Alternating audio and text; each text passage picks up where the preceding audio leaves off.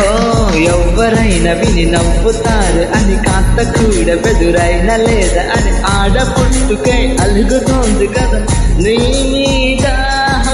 వచ్చనైన మగ ముందు పుచ్చుకొని ముచ్చటైన సొగసంతా ఇచ్చుకొని సిగ్గు చాటు గల మొక్క మెచ్చుకొని తెలియనిదా